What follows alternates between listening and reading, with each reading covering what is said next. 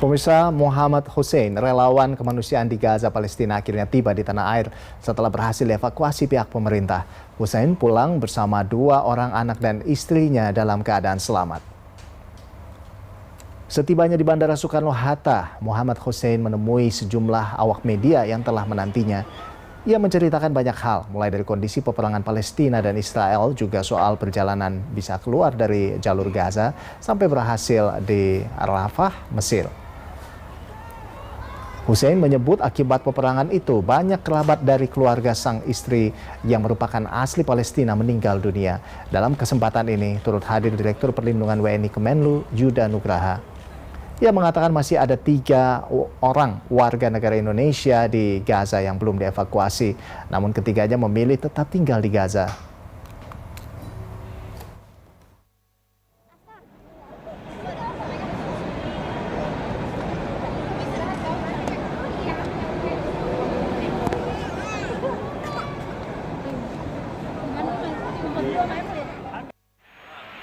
Kami masih terus menjalin kontak dengan teman-teman 3 relawan Mercy, ya, Mas Farid, Mas Reza, ya, dan Mas Fikri. Kami juga terus komunikasi dengan kantor Mercy yang di Jakarta untuk memastikan keamanan mereka.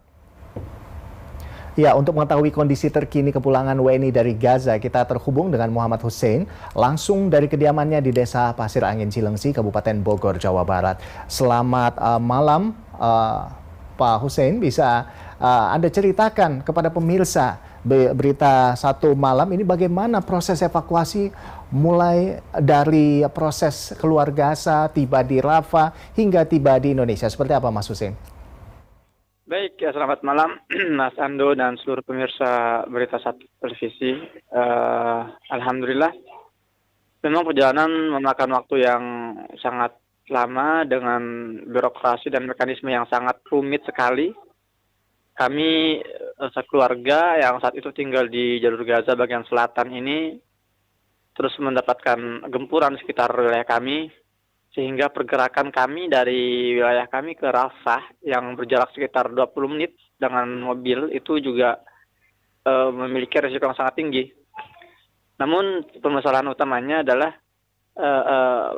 sulitnya pihak kementerian untuk memasukkan nama saya dan keluarga saya dalam list atau daftar warga negara asing yang boleh melintas perbatasan Rafah. Jadi perbatasan Rafah ini perbatasan antara Gaza dengan Mesir. Namun alhamdulillah sekitar 2 mingguan lah kurang lebih. Ya 2 minggu kami menghabiskan waktu di Gaza menunggu masa penantian. Ya sempat 3 kali bolak-balik dengan risiko yang sangat tidak mudah. Akhirnya untuk usaha keempat kalinya yaitu hari Ahad lalu, Allah mudahkan kami berempat, nama kami akhirnya muncul dalam list, dalam daftar WNA yang melintas, dan tim KBRI Kairo ya menunggu di migrasi Mesir, Rafah Mesir, hingga akhirnya kami sempat juga lama ya di migrasi Mesir sekitar mungkin sampai 4 jam ya kami menunggu proses stempel keluar, karena saat itu kondisi di migrasi Rafah Mesir ini benar-benar sangat padat dari berbagai negara, dari berbagai embassy. Mereka berkumpul juga saling menunggu warga negara mereka yang sedang keluar. Alhamdulillah kami saat itu juga berhasil keluar bersama embassy sampai tiba di Kairo, dan hari ini kami tiba di Jakarta dengan selamat, alhamdulillah. Ini dengan proses yang cukup panjang begitu, yang cukup sulit sebetulnya untuk memasukkan list, memasukkan nama Anda dalam list, akhirnya Anda bisa berhasil keluar dari Gaza hingga tiba di Indonesia. Nah, bagaimana kondisi terakhir di Gaza sebelum Anda dievakuasi saat itu? Bisa dijelaskan bagaimana warga hidup di tengah segala keterbatasan dan juga ketakutan di sana? Seperti apa, Mas Hussein? Iya, memang genosida Israel ke Gaza ini semakin hari semakin brutal. Bahkan di hari ketika saya meninggalkan tempat Gaza, meninggalkan Khan Yunis, jalur Gaza bagian selatan, di tempat saya itu diklaim oleh Yahudi sebagai tempat yang aman. Selatan ini kan menjadi tempat tujuan warga Gaza yang dari utara, yang terus diancam akan dibombardir, yang sudah dihancurkan juga rumahnya. Mereka dipaksa untuk melintasi jalan-jalan sepanjang puluhan kilometer dengan jalan kaki dari utara ke selatan. Namun di selatan pun tempat saya berada itu kondisinya tidak lebih baik dari utara. Terutama di hari Ahad itu, saat itu bombardir itu sangat terasa dekat sekali dengan rumah kami berada. Bahkan kaca-kaca jendela rumah kami itu hancur, pecah gitu kan, karena kuatnya ledakan yang jatuh dekat dengan rumah kami. Saat itu saya sempat, sebelum saya bergerak ke perbatasan Rafah, saya sempat menyempatkan diri untuk ke TKP. Saya melihat sendiri bagaimana kawah-kawah besar yang dihasilkan oleh ledakan itu yang meluluhlantahkan sekitar 3 gedung. Jadi ada 3 gedung, per gedung itu sekitar 4 sampai 5 lantai. Itu semua luluh lantah. Dan saya tiba di lokasi pagi itu melihat tim evakuasi sedang bekerja, puluhan jenazah syuhada masih terjebak, belum bisa dievakuasi, dan juga kerusakan sangat masif. Itu sempat saya abadikan dalam vlog saya yang sudah saya upload di channel YouTube saya. Alhamdulillah saat itu meskipun ledakan sangat dekat, tapi kami semua dalam keadaan baik-baik saja. Jadi intinya Gaza sampai detik ini semakin parah kondisinya. Logistik juga tidak maksimal yang masuk. Kemudian juga obat-obatan itu hanya beberapa persen. Sejauh ini menurut laporan dari Palang Merah Internasional, itu yang bantuan yang masuk ke Gaza selama 40 hari terakhir ini itu cuma 4% dari yang harusnya masuk. Apalagi hari ini, kemarin ya, itu hujan deras mengguyur jalur Gaza.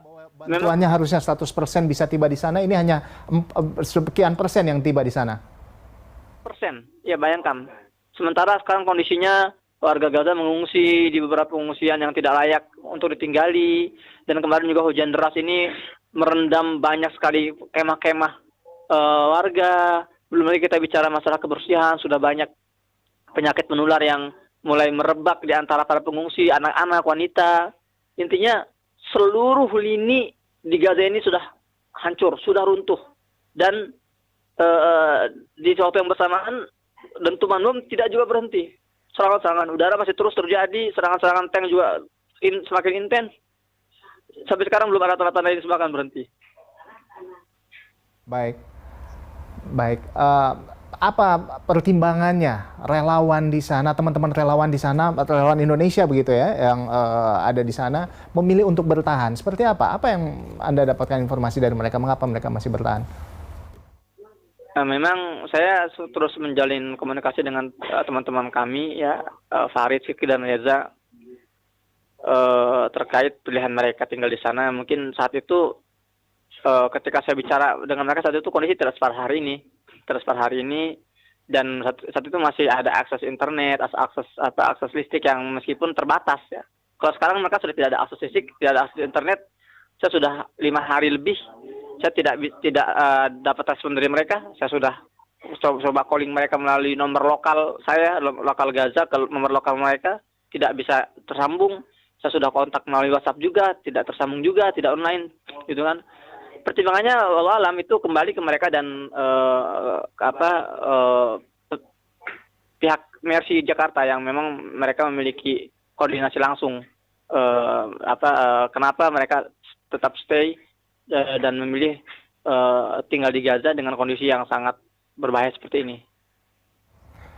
Baik, Mas Muhammad Hussein, terima kasih atas informasi dari Anda. Kami semua warga Indonesia bersyukur Anda bisa kembali lagi di Indonesia dengan selamat bersama dengan keluarga. Dan kita tentunya mendoakan bagi relawan lain yang masih memilih tinggal di Gaza untuk alasan kemanusiaan, biar mereka juga bisa selamat dan bisa membawa manfaat juga di sana. Terima kasih Muhammad Hussein sudah bergabung bersama kami, dan selamat malam, salam sehat senantiasa, salam buat keluarga.